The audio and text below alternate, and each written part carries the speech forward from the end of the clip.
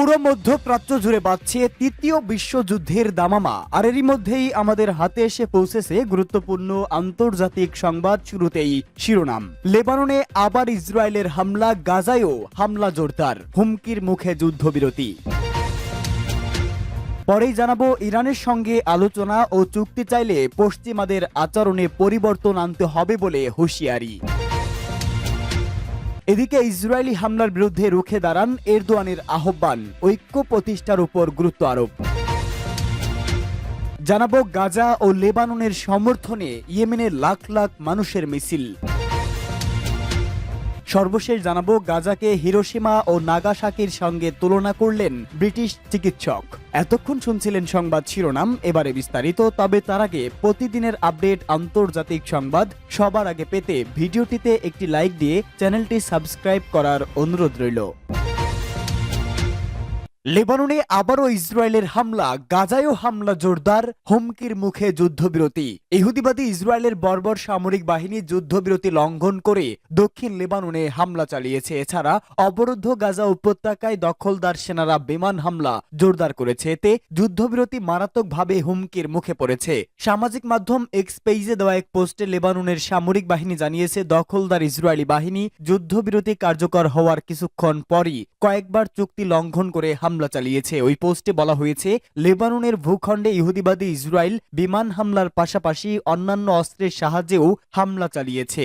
Israeli সামরিক বাহিনী দক্ষিণ লেবাননে বিমান হামলার কথা নিশ্চিত করেছে। এছাড়া ওই এলাকায় 2 ব্যক্তির উপর গুলি চালানোর কথা জানিয়েছে দখলদার বাহিনী। এর আগে লেবাননের গণমাধ্যম জানিয়েছিল, ইসরায়েলি বাহিনীর ট্যাঙ্কের গোলার আঘাতে অন্তত 2 ব্যক্তি আহত হয়েছে। এছাড়া ইসরায়েল বাহিনী অন্তত 5টি শহরে গোলাবর্ষণ করেছে।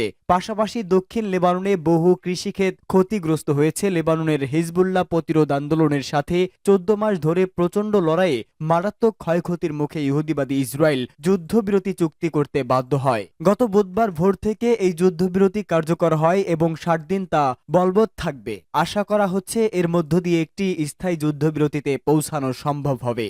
ইরানের সঙ্গে আলোচনা ও চুক্তি চাইলে পশ্চিমাদের আচরণে পরিবর্তন আনতে হবে বলে হজ্জাতুল ইসলামের হুঁশিয়ারি। ইসলামী প্রজাতন্ত্র ইরানের প্রভাবশালী আলেম হজ্জাতুল ইসলাম সৈয়দ মোহাম্মদ হাসান আবু তোরাবি ফার্দ বলেছেন, পাশ্চাত্য নিজের আচরণে পরিবর্তন এনে পারস্পরিক সম্মানের আলোকে ইরানের সঙ্গে আলোচনা এবং চুক্তিতে পৌঁছানোর পরিবেশ তৈরি করতে পারে। তিনি গতকাল তেহরানে জুমার নামাজের খুতবায় একথা বলেন। ইরানের এই আলেম আরো বলেন, শক্তিশালী ইরান সর্বদা যৌক্তিক আলোচনার জন্য প্রস্তুত, তবে ইউরোপীয় ইউনিয়নের অবস্থান নিরপেক্ষ নয়। মার্কিন বাড়াবাড়ির কারণে ইউরোপ ক্ষতিগ্রস্ত হচ্ছে, মার্কিন নীতির কারণে পশ্চিম এশিয়া অস্থিতিশীল অবস্থায় রয়েছে। তিনি লেবাননে ইসরায়েলের পরাজয় প্রসঙ্গে বলেন, দখলদার ইসরায়েল প্রতিরোধকামী সংগ্রামীদের কাছে হেরে গেছে।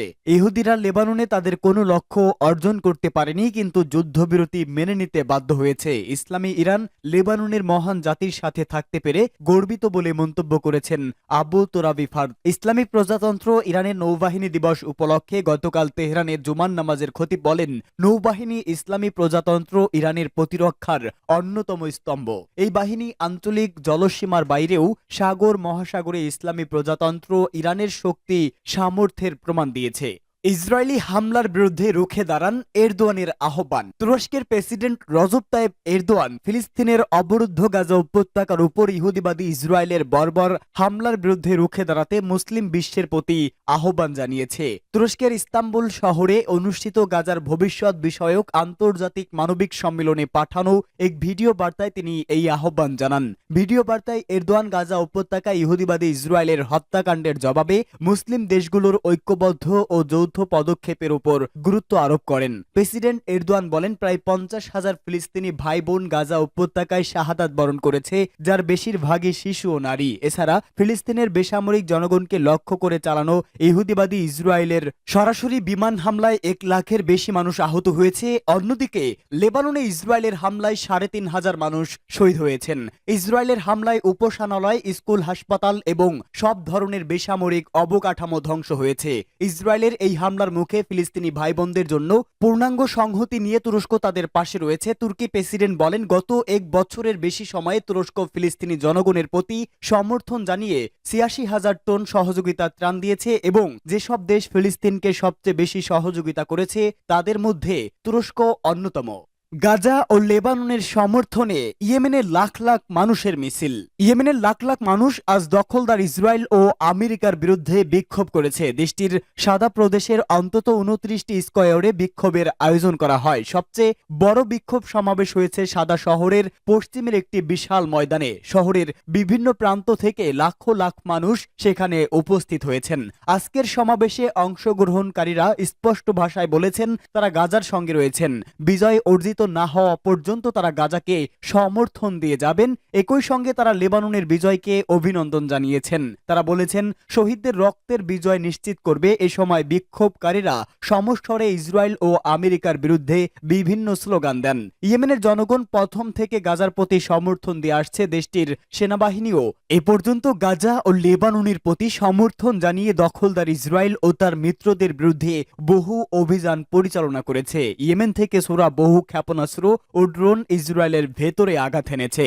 গাজাকে হিরোশিমা নাগাসাকির সঙ্গে তুলনা করলেন ব্রিটিশ চিকিৎসক।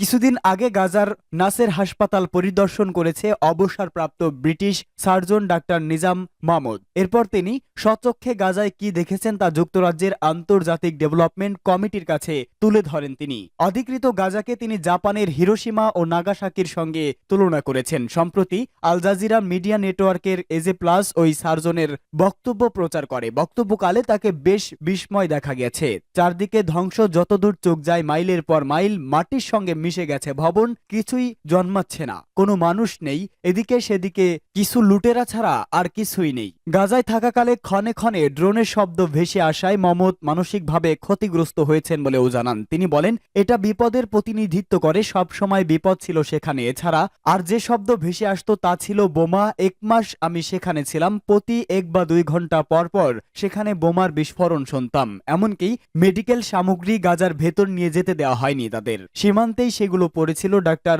মাহমুদ বলেন ব্যথানাশকের অভাবে অপারেশনের পর রোগীদের প্যারাসিটামল খেতে হচ্ছে। ব্রিটিশ এই ডাক্তার বলেন ব্যক্তিগত ব্যবহারের বাইরে আমাদের কোনো মেডিকেল সামগ্রী নিতে দেওয়া হয়নি। তখন আমি জানতে চাই কিছু লোকের জন্য থাইরয়েড ওষুধ নেওয়া যাবে কিনা। আমাকে এসব ওষুধ নিতে দেওয়া হয়নি, এটা ইচ্ছাকৃতভাবেই করা হয়েছে। শুধু মেডিকেল সামগ্রী নিতেই বাধা দেওয়া হচ্ছে না, পাশাপাশি বেসামরিক ব্যক্তিদের তুলেও নিয়ে যাচ্ছে ইসরায়েল। তেল আবিব কখনো সশস্ত্র ড্রোনের বিষয়টি স্বীকার করেনি, তবে কিছু মিডিয়ার প্রতিবেদন এ ধরনের ড্রোনের খবর উঠে এসেছে। এদিকে জাপানের প্রধানমন্ত্রী শিগেরু ইশিবার থেকেও এ ধরনের বক্তব্য এসেছে। তিনি জানিয়েছে দ্বিতীয় বিশ্বযুদ্ধে জাপানের টোকিওতে যে পরিমাণ বোমা ফেলা হয়েছে তার চেয়ে গাজায় ইসরায়েলি বাহিনীর বেশি বোমা ফেলেছে। ফিলিস্তিনি উদ্বাস্তুদের জন্য জাতিসংঘের সংস্থা বা UNRW এর স্বাস্থ্য পরিচালক শ্বেতা আকিহিরোর কাছ থেকে তথ্য পাওয়ার পর ইশিবা এই মন্তব্য করেন। আনাদুলু এজেন্সির এক প্রতিবেদনে বলা হয়েছে ফিলিস্তিনের গাজায় চলমান ইসরায়েলি হামলার বিষয়ে